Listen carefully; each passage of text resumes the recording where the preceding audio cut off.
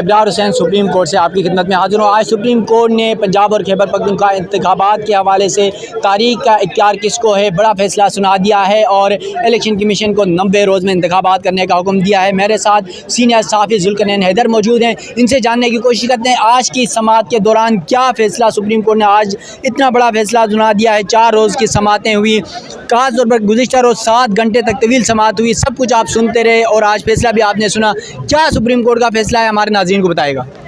देखिए, सीधा पॉइंट ये है फैसले के कि पहली तो जिम्मेदारी गवर्नर की, हर सूरत तारीख उसने दे दी इलेक्शन की।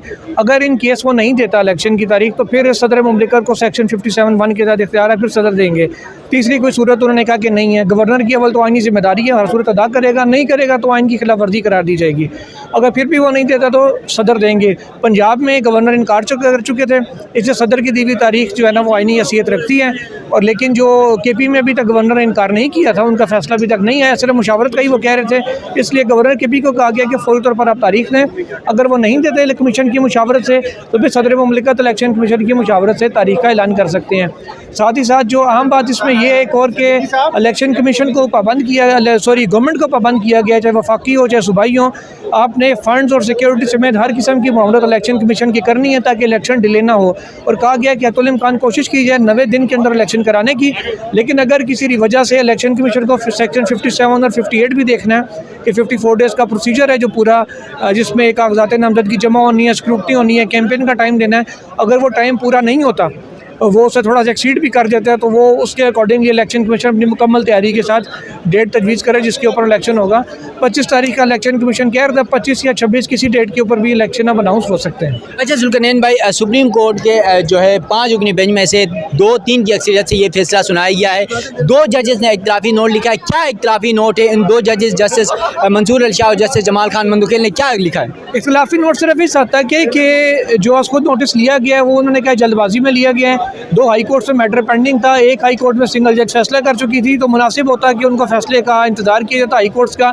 इस मौके पर ना पटिशन इंटरटेन करते, ना ही खासकर खुद नोटिस लेते।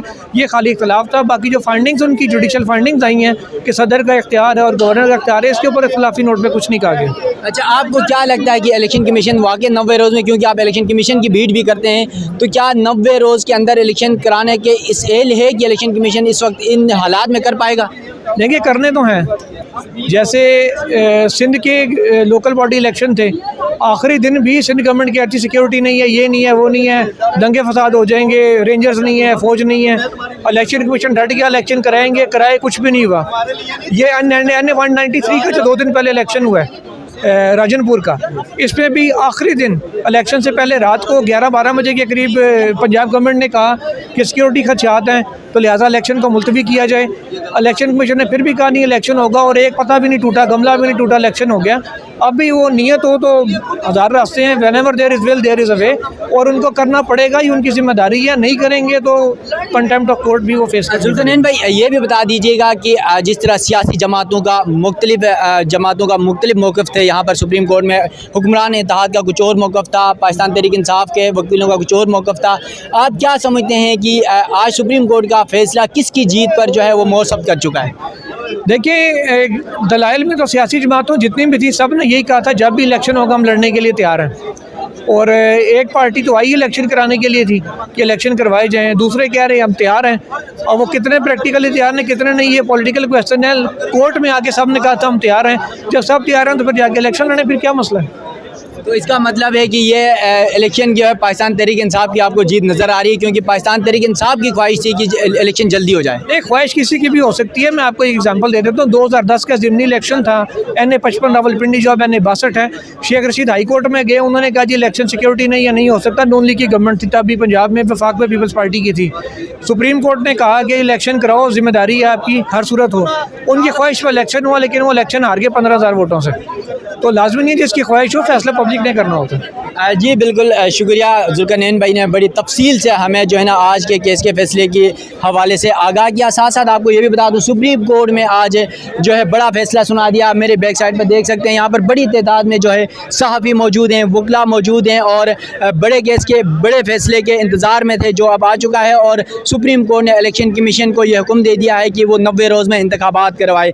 इसके साथ साथ यहाँ पर आज हमने जो ख़ास बात देखी कि पाकिस्तान पीपल्स पार्टी या मुस्लिम लीग नून का कोई सियासी रहनुमा सुप्रीम कोर्ट नहीं आया और गुज़िश्ता समातों पर भी नहीं आए थे। सिर्फ पाकिस्तान पीपल्स पार्टी के फरहतुल्लाह बाबर और नैयर बुखारी वो हमें नज़र आते थे, लेकिन आज वो भी नज़र नहीं आए। सिर्फ पाकिस्तान तहरीक इंसाफ के वकील फवाद चौधरी और शीरी मज़ारी सुप्रीम कोर्ट आए थे। उसके साथ साथ अवामी मुस्लिम लीग के सरबराह शेख रशीद अहमद सुप्रीम कोर्ट आए थे। और आज जब केस का फैसला सुनाया गया तो उन्होंने सुप्रीम कोर्ट के बाहर मीडिया से गुफ्तगू भी की और उन्होंने जश्न भी मनाया और कहा कि पाकिस्तान तहरीक इंसाफ का जो मौक़िफ़ था वो सुप्रीम कोर्ट ने उनके हक़ में फ़ैसला सुना दिया है और वो इंतहाई खुश दिखाई दे रहे थे। और साथ साथ यहाँ पर आप देख सकते हैं ये सेल्फियाँ भी इस वक्त जो हैं सहाफ़ी दोस्तों के जश्न के साथ जारी हैं। और ये आप देख सकते हैं नेशनल प्रेस क्लब की जो है फिनांस सेक्रेटरी नैयर यहाँ पर मौजूद हैं और आज जो है ना बड़े फैसले की बड़ी जो है ना तारीख रकम करने यहाँ पर पहुँची हैं। तो क्या लग रहा है कि सुप्रीम कोर्ट का फैसला आपकी नज़र में क्या बेहतर है, नहीं है? सियासी जमातें तो वैसे भी इत्तेफाक करती नहीं हैं।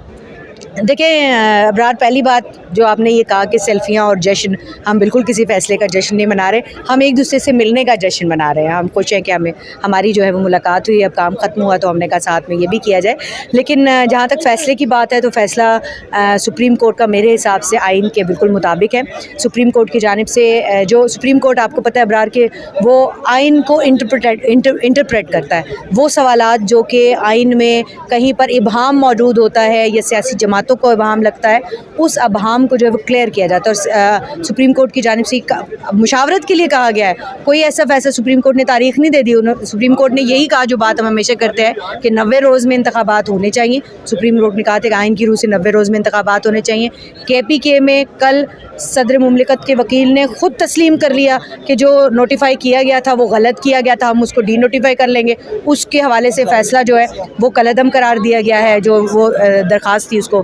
तो पंजाब के इंतखाबात के हवाले से भी ये कहा गया है सुप्रीम कोर्ट की जानिब से कि मुशावरत करे इलेक्शन कमीशन तमाम इदारों के साथ। इलेक्शन कमीशन जो है वो सिक्योरिटी इदारों के साथ भी मुशावरत करे और देखे कि 9 तारीख को 9 अप्रैल को इंतखाबात यानी 90 रोज़ के अंदर इंतखाबात जो है वो मुमकिन है। और पहली बात यह है कि अगर मुमकिन है तो कराए जाए, जिसके इम्कानात आपको भी पता है कि नहीं है, क्योंकि अगर हुकूमत इंतखाबात नहीं कराना चाहती, इलेक्शन कमीशन कहता है कि हमारे पास तैयारी मुकम्मल नहीं है या हमारे पास इंतज़ामात मुकम्मल नहीं है। आपको पता है कि फाइनेंस वाले फाइनेंस नहीं दे रहे, जो सिक्योरिटी इदारे हैं उन्होंने सिक्योरिटी देने से जो है वो माजरत की हुई है कि भाई हम नहीं दे सकते, आरोज़ नहीं दे रही और जो आरोज़ हैं वो नहीं मिल रहे। तो इलेक्शन ना आपने कराना है अबरार, ना मैंने कराना है, आपने मैंने तो सिर्फ खबर देनी है। तो जहाँ तक ये बात है कि इंतखाबात 9 तारीख को, ये बात मैंने अभी सुनी सोशल मीडिया पे गर्दिश करते हुए कि इलेक्शन कमीशन ने हुक्म दे दिया कि 9 तारीख को इंतखाब, ऐसा कुछ नहीं हुआ है। आपको यहाँ पर ये वजाहत कर दूँ कि इलेक्शन जो सुप्रीम कोर्ट है उनकी जानिब से अहकामात बहुत वाज़ेह है कि 9 अप्रैल को इंतखाबात जो है वो 90 रोज़ के मुताबिक आइनी तारीख बनती है, आइन के हिसाब से इंतखाबात होने चाहिए। लेकिन अगर मुमकिन नहीं है तो इस हवाले से मुशावरत की जाए इदारों के साथ। तो मेरे ख़्याल में इंतहाई वाज़ेह और क्लियर मैसेज है कि मुशावरत करें, बैठें, आपस में फ़ैसले करें। वही बात जो पहले भी सुप्रीम कोर्ट कह रही थी, वही बात आप और हम जिसका रोना रो रहे थे कि आपस में बैठ के भाई क्यों नहीं फ़ैसले करते, आपस में आप बात नहीं करते और कहते फ़ैसले हो जाए। तो एनीवेज़ लेट्स सी कि अब ये जो है वो इसकी जो फ़ैसला आया है इसके ऊपर इख्तिलाफ़ी नोट जो हैं वो भी इम्पॉर्टेंट है। और असखुद नोटिस के ऊपर जिस तरह से शुरू से ही इख्तिलाफ़ात हुए, इस बेंच जिस तरह से टूटा, और हमने सोशल मीडिया पर वो तस्वीरें भी देखी जिसमें एक टूटा हुआ बेंच पड़ा है और इख्तिलाफ़ात जो है वो मौजूद है। तो ये एक बड़ी हमारे लिए भी और तमाम लोगों के लिए अलार्मिंग सिचुएशन है जो सुप्रीम कोर्ट के अंदर हमें जजेस में इख्तिलाफ़ात। अच्छा नहीं, ये बता दीजिएगा, आपने बेंच टूटने की एक सोशल मीडिया की तस्वीर का जिक्र किया, तो गुज़िश्ता रोज़ एक तरफ जो है 7 घंटे की तवील समाअत चल रही थी और दूसरी तरफ जस्टिस काजी फाइज़ ईसा और जस्टिस याया आफरीदी ने केसेस सुनने से इनकार कर दिया। उसकी क्या वजह बनी थी? देखिए वो ये भी मैं देख रही थी कि उसको भी मिक्स किया जा रहा था कि शायद वो इस केस में जो है वो सुनने की वजह से जो है वो किया गया। वो एक अलग केस में जो है वो 2 जजेस जस्टिस काजी फाइज़ ईसा के साथ एक और जज थे उनका जी, तो उनका जो है वो केस लगा हुआ था और सुबह जब उठे तो रात को आपको पता है रोस्टर जारी हो जाता है और अगले रोज़ जब वो आए तो रोस्टर चेंज हो चुका था। तो इस सारी सिचुएशन को जो है वो ज़ाहिर है उसके ऊपर रिएक्ट किया और जो दोनों जजेस की जानिब से जो इख्तिलाफ़ात जो जो एक मौक़िफ़ सामने आया वो यही कि इस तरह से अचानक बेंच की तब्दीली के साथ जो शुबहात हैं वो जन्म लेते हैं, और जो अचानक बेंच की तब्दीलियाँ हैं, और बड़ा उन्होंने इंपॉर्टेंट बात ये भी की कि जो एलिटिज़म है वो नज़र आ रही है, और जो मेरा को जानने वाला है तो उसका केस भी लग जाएगा, उसके लिए रोस्टर भी तब्दील हो जाते हैं, जजेस भी तब्दील हो जाते हैं। तो ये एक ऐसा अमल है जिसकी ना सिर्फ हौसला शिकनी होनी चाहिए बल्कि उसके ऊपर एहतजाजन उन्होंने उस रोज़ जो है वो तमाम केसेस सुनने से भी इनकार कर दिया। तो मेरे ख्याल में ये एक अंदर से जो इख्तिलाफी आवाज़ें हैं, वो जैसे हम कहते हैं ना जमहूरियत का हुस्न है, वो अंदर से इख्तिलाफी, और ये इख्तिलाफी आवाज़ को हल्का न लें क्योंकि ये आने वाले चीफ जस्टिस की आवाज़ है। ये नैयर अली थी। इन इख्तिलाफी आवाज़ों को हल्का न ले क्योंकि ये आने वाले चीफ जस्टिस की आवाज़ है। साथ साथ सुप्रीम कोर्ट के बेंचेस बने, बेंचेस टूटे, इख्तिलाफात सामने आए और साथ साथ एतराज़ात सियासी जमातों की तरफ से हुए। ख़ास तौर पर जस्टिस एजाज़ उल हसन और जस्टिस मज़ाहिर नक़वी पर एतराज़ उठाया गया, वो बेंच से अलहदा हुए। उसके साथ साथ जस्टिस अतर मनउल्लाह और जस्टिस जस्टिस अतर मनउल्लाह ने अपने आप को बेंच से अलहदा किया। उसके बाद जस्टिस याया अफरीदी ने बेंच से अपने आप को अलहदा किया, और यकीनन जब 9 रुकनी लार्जर बेंच टूटा तो उसके बाद चीफ जस्टिस पाकिस्तान ने नया बेंच तश्कील दिया। 5 रुकनी और 5 रुकनी बेंच ने ये केस सुना। 4 रोज़ तक ये केस की समातें जारी रही और गुज़िश्ता रोज़ 7 घंटे से ज़्यादा की तवील समात के बाद फैसला महफूज किया गया था, जो आज 11 बजे का वक्त दिया गया था, और 11:11:30 के बाद तकरीबन जो टाइम था उस टाइम ये फैसला सुना दिया गया। और सुप्रीम कोर्ट ने, चीफ जस्टिस ने फैसला पढ़कर सुनाया, जिसमें 2 जजेस के इख्तिलाफी नोट भी थे, जस्टिस जमाल खान मंदोखेल और जस्टिस मंसूर अली शाह के इख्तिलाफी नोट, जिसमें उन्होंने असको नोटिस के इख्तियार के ऊपर सवालात उठाए क्योंकि पहले ही केस हाई कोर्ट्स में ज़ेर इल्तवा था। इस हवाले से असको नोटिस नहीं लेना चाहिए था।